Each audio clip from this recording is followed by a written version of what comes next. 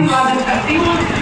इस धरती पर जिन शिक्षक महापुरुषों ने अपना जीवन संपन्न बंधुता के लिए खर्च किया, उन सभी को अभिवादन करते हुए मैं अधिक समय नहीं लूँगी, क्योंकि मैं आपके बीच में लगभग 2.25 वर्ष रीवा में रही हूँ।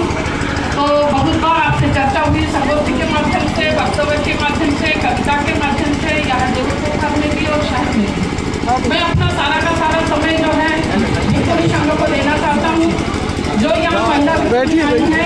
शायद इस रीवा स्थल में पहली बार महिला भिक्खुनी आई है, और वो भी विद्वान भिक्खुनी। एमफिल एक भिक्खुनी पीएचडी कर रही है, 3 विषय में एमए है। अभी बुद्धिस्ट पर निमल मेहता जी अपना एमए और थीसिस लिख रही हैं। तो ऐसे विद्वान भिक्खुनियाँ, महिला भिक्खुनियाँ जो यहाँ उपस्थित हुई है, वो आपको मार्गदर्शन करेगी। मैं चंद 2 मिनट में अपनी बात खत्म करूँगी। आप महाप्रजापति फाउंडेशन सेंटर के चलाते हैं, वर्धा डिस्ट्रिक्ट में केटझर जगह है, वहाँ पे उनका ये सेंटर है। समस्त भारत की जो महिलाएं श्रामणेर बनती है, जो बुद्ध के वक्त में भिक्खु और भिक्खुनियों को शिक्षा दी जाती थी, वो शिक्षा कहीं ना कहीं भारत से लुप्त हुई है। उस शिक्षा को यथावत बनाए रखने के लिए जैसे बुद्ध ने और महाप्रजापति गौतमी ने महिलाओं को शिक्षित किया था बुद्धिज्म में, वैसी ही शिक्षा, वैसी ही ट्रेनिंग देने का काम यह जो महिला भिक्खुनी विजया मैत्री, निमल मेहता जी, सुनीति घंटे जी जो नहीं आई है, क्योंकि कल केरल जाना है, 1 तारीख को केरल निकलना है, इस वजह से वो यहाँ नहीं आई है। दोनों भिक्खुनियाँ भी केरल जाएगी, मैं भी इनके साथ जाने वाली थी, पर मैं परिवार में व्यस्त होने की वजह से नहीं जा रही हूँ। तो हम इन महिला भिक्खुनियों को आर्थिक सहयोग करें, क्योंकि मेरा ऐसा मानना है, मैंने समाज में यह परिस्थितियाँ देखी हूँ, क्योंकि मेरा फील्ड वर्क रहा है, अभी भी कर रही हूँ, कि महिलाओं पुरुष में हम मंचों से समता की बात करते हैं।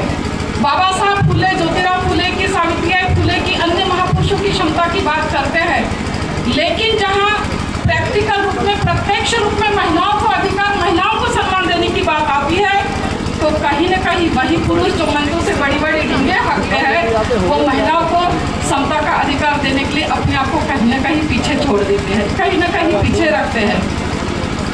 तो हम महिलाओं का भरपूर सहयोग करें, महिलाओं को आगे लाएं। जब तक आप महिलाओं को आगे नहीं लाओगे, आप विकसित समाज की संकल्पना को साकार भी नहीं कर सकोगे, क्योंकि यहाँ आपके महापुरुषों ने बोला है, तथागत बुद्ध ने राजा प्रसन्नजित को बोला है कि बेटी यह दोनों कुलों की रक्षा करती है और आने वाली पीढ़ी को जन्म देती है, और आने वाली पीढ़ी को जन्म देने के लिए उसके पेट से राजा जन्म ले सकता है, उसके पेट में शिलवाड़ व्यक्ति जन्म ले सकता है। हो सकता है कि वो महिला ऐसे पुत्र का जन्म ले कि वह दूसरा बुद्ध भी बन सकता है।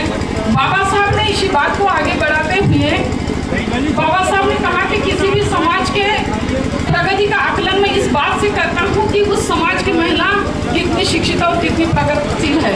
तो हम महिलाओं का भरपूर सहयोग करें, भिक्खुनियों का सहयोग करें। मैं इस मंच से आप लोगों से आग्रह करती हूँ कि इन महिला भिक्खुनियों को आपके मन में जो भी इनके फाउंडेशन को आगे संचालित करने के लिए जो भी योगदान बने, आप आर्थिक सहयोग अवश्य करें। दूसरी महत्वपूर्ण बात मैं यह रखना चाहूँगी, अभी 2 और 3 तारीख को होली आएगा। हम में से यहाँ बहुत सारे ऐसे लोग होंगे जो होली का महोत्सव मनाएंगे। आप इस बात का चिंतन करिए, आप बुद्धिस्ट है, आप अम्बेडकरवादी है, आप बौद्ध धर्म को मानने वाले लोग हैं, आप शिवाजी को मानने वाले लोग हैं, आप साहू को मानने वाले लोग हैं, आप फुले को मानने वाले लोग हैं, आप विनय विक्रम जी को मानने वाले लोग हैं। क्या इन महापुरुषों ने आपको होली मनाने की अनुमति दी है कभी? इसका तो चिंतन करिए। होली आपका त्योहार नहीं है।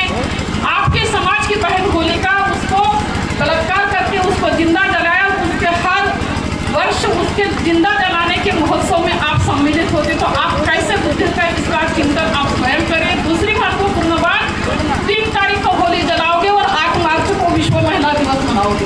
एक तरफ एक महिला को जलाओगे और दूसरी तरफ महिला को सशक्तिकरण करने का प्रोग्राम मनाओगे। चूल्हे से लेके चौक तक, चौक से लेके संसद और विधान सभा तक में आप महिला सशक्तिकरण, महिला विश्व दिवस मनाओगे। क्या ये दोहरी नीति आपको अच्छी लगती है? क्या 2 नाव पे कदम रखकर आप कभी किनारे पर सुरक्षित पहुंच पाएंगे क्या? इसका तो विचार करिए जरा। 2 नाव पर कदम रख के सफर करने वाले व्यक्ति को कभी किनारा हासिल नहीं होता, वो मझधार में बीच में ही डूब के मर जाएगा। तो आप और बाबा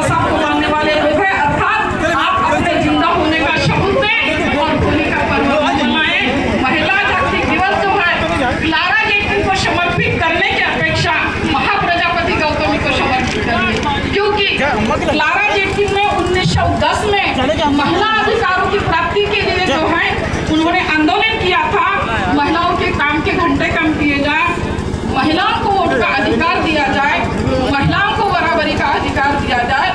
इसलिए क्लारा जेटकिन ने 1910 में यह आंदोलन शुरू किया था।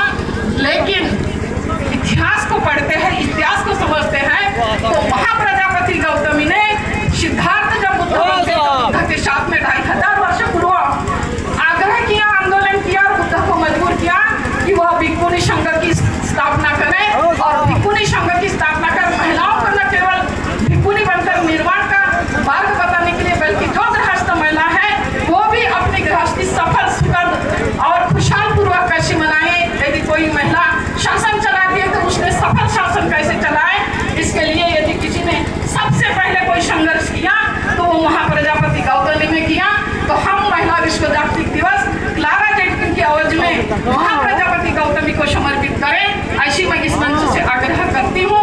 और अपनी वाणी को विराम देने के पूर्व मैं आप सभी से पुनः करबद्ध निवेदन करूंगी कि महिलाओं को समझिए, महिलाओं को सोचिए। वह आपके जैसे पूरी इंसान है, इस खुली हवा में उसको पूरा सांस लेने दीजिए। वो केवल बहू, बेटी, माता, मौसी, चाची, ताऊ, बहन नहीं है, तो वो आपके जैसे पूरी इंसान है। उसको इंसानियत का दर्जा दीजिए, उसको किसी भी क्षेत्र में कम मत आंकिए। बाबा साहब के आंदोलन की वजह से, बाबा साहब के संविधान की वजह से आज महिला हर क्षेत्र में पुरुषों से किसी भी क्षेत्र में वो कम नहीं है।